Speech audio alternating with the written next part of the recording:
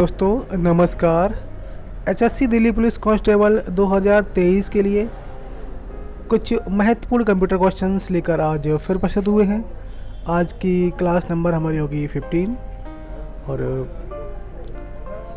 इससे पहले अगर आपने हमारे चैनल को सब्सक्राइब नहीं किया है तो चैनल को सब्सक्राइब कर लें और वीडियो को लाइक करें। तो देर न करते हुए आज का पहला क्वेश्चन शुरू करते हैं हम। तो क्वेश्चन नंबर 1 होगा आज का, बराबर सम एसक्यू है, सम एसक्यू। और क्वेश्चन में दे रखा है 1 2 3 4, आंसर क्या होगा।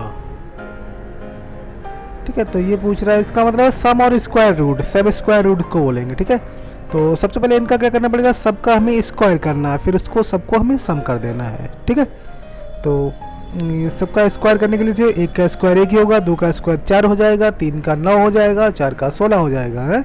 तो 1 और 4 5 हो जाएंगे, 5 और 9 9 5 14 और 16 30। सब सही आंसर होगा हमारा, option C answer the right answer होगा हमारा। ठीक है, तो ऑप्शन 30 सही हो जाएगा इसमें। ठीक है, इसमें देखो क्या करना पड़ता है, सम स्क्वायर मतलब सम और स्क्वायर रूट एक साथ लगते हैं दोनों है। तो स्क्वायर रूट हमें सबका स्क्वायर कर लेना है पहले और फिर इनको सबको आपस में जोड़ देना है। ठीक है, तो सही आंसर इसका क्या है 30। ठीक है, क्वेश्चन नंबर अगला हो जाएगा हमारा, स्पेल चेक का विकल्प MS एक्सेल 2007 में टैब से चुना जा सकता है, मतलब कौन से टैब से चुना जा सकता है ये पूछा जा रहा है। देखो स्पेलिंग चेक के लिए किस मेनू में जाएंगे या किस टैब में जाएंगे। ठीक है, तो एक्सेल में देखो आप रिव्यू में जा सकते हैं या कि हेल्प में जाएंगे कि व्यू में जाएंगे या फार्मूला में जाएंगे। देखो स्पेलिंग चेक के लिए हम लोग जाएंगे रिव्यू टैब में, गाइस में रिव्यू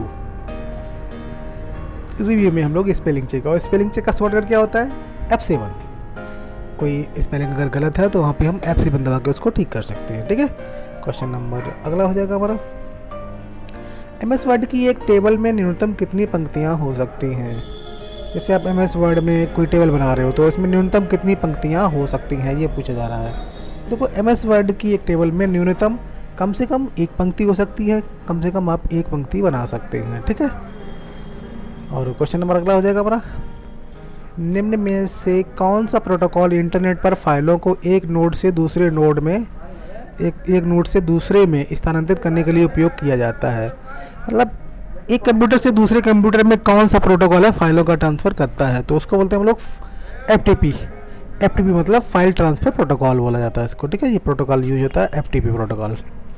क्वेश्चन नंबर अगला हो जाएगा हमारा, निम्न में कौन कंप्यूटर का अभिन्न अंग नहीं है।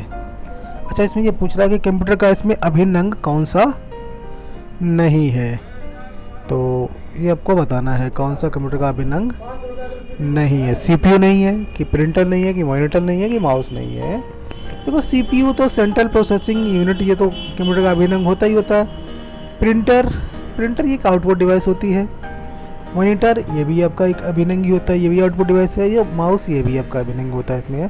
लेकिन अगर प्रिंटर नहीं है तब भी कोई दिक्कत नहीं होती, तो ये अभिन्न अंग इसका कौन सा नहीं, प्रिंटर नहीं होगा। ठीक है, प्रिंटर नहीं है तब भी आपका कंप्यूटर चलेगा। ठीक है, क्वेश्चन नंबर अगला हो जाएगा हमारा, एक IP वर्जन 4 का एड्रेस लंबा होता है, ये पूछा जा रहा है। तो ये पूछ रहा है कि IPv4 का एड्रेस कितना लंबा होता है, 32 बिट, 128 बिट या 64 बिट। देखो IPv4 का जो IP एड्रेस होता है हमारा 32 बिट का होता है। IPv4 का एड्रेस होता है 32 बिट, तो option A the right answer होगा इसका। ठीक है, जबकि IPv6 का 128 बिट का होता है। ठीक है, क्वेश्चन नंबर अगला हो जाएगा हमारा, जब आप एक एक्सेल सेल में कोई मूल्य दर्ज करते हैं। अच्छा, जब हम एक एक्सेल सेल में कोई मूल्य दर्ज करते हैं और एंटर कुंजी दबाते हैं, कुछ हम टाइप करने के बाद एंटर करते हैं, और डिफ़ॉल्ट रूप से क्या हो जाता है, मतलब जब भी हम कुछ लिख के और एंटर करेंगे तो डिफ़ॉल्ट रूप से क्या होगा, ऑटोमेटिक कर्सर ऊपरी सेल में चला जाएगा, कर्सर निचली सेल में चला जाएगा, कर्सर वाई सेल में चला जाएगा, कर्सर सही सेल में चला जाएगा। कौन सा आंसर इसमें सही होगा। तो जब भी हम कुछ भी टाइप करके, कुछ भी मूल्य टाइप करके एंटर करेंगे, कोई फार्मूला लगा के या फिर कोई कुछ और टाइप करके सेल में, तो कर्सर हमेशा निचली सेल में जाएगा। कहाँ जाएगा, निचली सेल में जाएगा। ठीक है, तो ऑप्शन बी इसका सही उत्तर होगा। क्वेश्चन नंबर अगला होगा, निम्न में कौन आउटपुट डिवाइस है। ये पूछ रहा है कि वैसे आउटपुट डिवाइस कौन सी है। Plotter, scanner, keyboard, touch screen. देखो इसमें टच स्क्रीन आपका इनपुट है, कीबोर्ड ये भी इनपुट है, स्कैनर ये भी इनपुट है, जबकि प्लॉटर हमारा आउटपुट डिवाइस होती है, जिसको प्रिंटर होता है। प्लॉटर प्रिंटर बड़ा सा आता है, क्या प्लॉटर बोलते हैं। तो प्लॉटर इधर राइट आंसर होगा, ऑप्शन ए सही होगा इसका, ठीक है। क्वेश्चन नंबर अगला हो जाएगा हमारा, MS एक्सेल में लेन फंक्शन निम्नलिखित में से किस श्रेणी से संबंधित है। जो लेन का फंक्शन होता है वो किस श्रेणी से संबंधित होता है, फाइनेंशियल फंक्शन है कि लॉजिकल फंक्शन है कि टेक्स्ट फंक्शन है, ये नन ऑफ दीज, ठीक है। तो देखो लेन होता है हमारा टेक्स्ट फंक्शन होता है। कौन सा होता है, टेक्स्ट फंक्शन होता है। जो कोई वर्ड होता है उसकी लेंथ ज्ञात करते हैं, जैसे कि कितने टेक्स्ट इसमें लिखे हुए हैं, ठीक है। तो लेन हमारा टेक्स्ट फंक्शन है। क्वेश्चन नंबर अगला हो जाएगा, निम्नलिखित में से MS वर्ड में कौन सा वैध चेंज केस विकल्प नहीं है। अच्छा, ये 4 ऑप्शन दे रखे हैं, इसमें पूछ रहा है कि इनमें से कौन सा जो है सही चेंज केस विकल्प नहीं है। मतलब चेंज केस के अंतर्गत नहीं आता है। अपर केस ये तो चेंज केस में ही आता है, लोअर केस ये भी चेंज केस में आता है, टॉगल केस ये भी चेंज केस में आता है, पास्कल केस ये नहीं आता है, ये गलत आंसर है। तो सही उत्तर होगा इसका पास्कल केस, ठीक है। और चेंज केस का शॉर्टकट क्या होता है, शिफ्ट F3 से हम लोग चेंज केस कर सकते हैं। क्वेश्चन नंबर अगला हो जाएगा हमारा, कंप्यूटर की भौतिक बनावट कहलाती है। जी देखो बहुत बार क्वेश्चन रिपीट हो चुका है।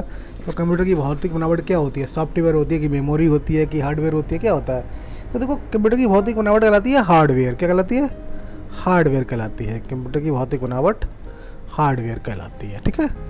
क्वेश्चन अगला हो जाएगा हमारा, बराबर सम 12,10 प्लस काउंट 2 6 4 0 1 0, आंसर क्या होगा इसका, ये हमें बताना है। तो यहाँ पे पहले सम दे रखा है, फिर काउंट दे रखा है। तो सबसे पहले हमको सम कर लेना है, तो 12 10 22 हो जाएंगे। फिर काउंट कर लेना है, काउंट के लिए 1 2 3 4 5 6 हो जाएंगे। 22 6 28, सही आंसर होगा ऑप्शन बी 28 इतना राइट आंसर, ठीक है।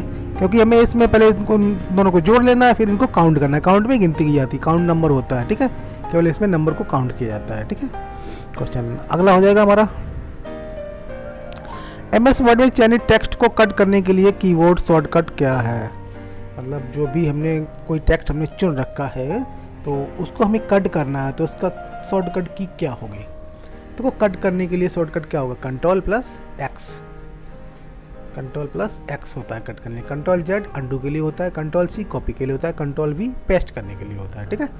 तो क्वेश्चन नंबर अगला हो जाएगा हमारा, उस डिवाइस को क्या कहते हैं जो केबल के प्रयोग के बिना नेटवर्क से कनेक्ट कर देती है। मतलब जिसमें केबल की ज़रूरत ही नहीं पड़ती है और ये नेटवर्क से इंटरनेट से कनेक्ट हो जाता है, तो उसको बोला जाता है वायरलेस। क्या बोलते हैं इसको, वायरलेस तकनीक बोलते हैं, ठीक है, वायरलेस बोलेंगे।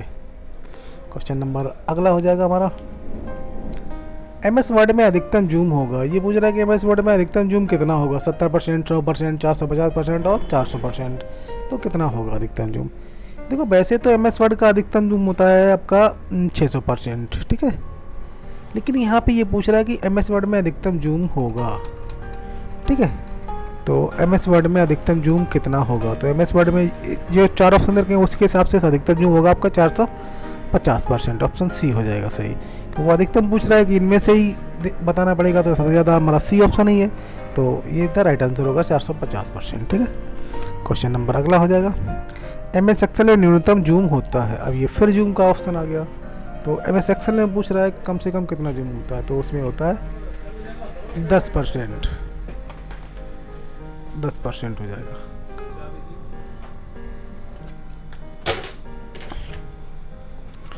तो इसमें कितना होगा, 10% हो जाएगा। क्वेश्चन अगला हो जाएगा हमारा, MS पावर पॉइंट 2010 में पेज सेटअप किस मेनू में आता है। तो पावर पॉइंट में जो है पेज सेटअप किस मेनू में आता है ये पूछ रहा है, ठीक है। तो पावर पॉइंट में पेज सेटअप आता है हमारा डिजाइन टैब के अंदर। क्या आता है, डिजाइन टैब। डिजाइन टैब में आपका पेज सेटअप ऑप्शन आता है, ठीक है। क्वेश्चन अगला हो जाएगा हमारा, ऑप्टिकल फाइबर के काम करने के पीछे के वैज्ञानिक सिद्धांत का नाम बताओ। जो ऑप्टिकल फाइबर होता है उसके काम करने के पीछे के वैज्ञानिक सिद्धांत के बारे में पूछा गया है, ठीक है। तो ऑप्टिकल फाइबर देखो इसमें सबसे तेज नेट चलता है, नेट के लिए होता है, इंटरनेट कनेक्शन के लिए यूज होता है इसका। और इसका सही आंसर होगा प्रकाश का कुल आंतरिक परावर्तन। तो मतलब जो प्रकाश होता है उसका कुल आंतरिक परावर्तन होता है इसके अंतर्गत, ठीक है। तो सही आंसर ऑप्शन सी हो जाएगा इसका। क्वेश्चन अगला हो जाएगा हमारा, एमएस वर्ड में किसी टेक्स्ट को अंडरलाइन करने की शॉर्टकट होगा। जैसे एमएस वर्ड में किसी टेक्स्ट को हमें क्या करना है, अंडरलाइन करना है, तो शॉर्टकट क्या होगा। तो अंडरलाइन के लिए शॉर्टकट होता है control plus you, control plus you, जबकि कंट्रोल डब्ल्यू का के लिए होता है क्लोज करने के लिए होता है, कंट्रोल एक्स कट करने के लिए होता है, कंट्रोल एफ फाइंड करने के लिए होता है, ठीक है। नेक्स्ट क्वेश्चन होगा, किसी वेब ब्राउज़र को रिफ्रेश करने की शॉर्टकट या शॉर्ट की है। कोई वेब ब्राउज़र है उसको हमें रिफ्रेश करना है, तो शॉर्ट की क्या होगी, control R, control T, control J, all of these. कौन सी शॉर्टकट की होगी, तो किसी वेब ब्राउज़र को अगर हमें रिफ्रेश करना है तो कंट्रोल के साथ आर बटन दबाएंगे, क्या, कंट्रोल आर। कंट्रोल टी से क्या होगा, वेब ब्राउज़र में नया टैब खुल जाएगा, ठीक है। कंट्रोल जे से क्या होगा, कोई चीज़ हम डाउनलोड कर सकते हैं, डाउनलोड करने के लिए शॉर्टकट होता है कंट्रोल जे, ठीक है। तो ये थे आज के हमारे कुछ महत्वपूर्ण क्वेश्चन। आशा करते हैं कि आपको पसंद आए होंगे, और अगर वीडियो पसंद आई हो तो वीडियो को लाइक करें और चैनल को सब्सक्राइब करें। वीडियो देखने के लिए धन्यवाद।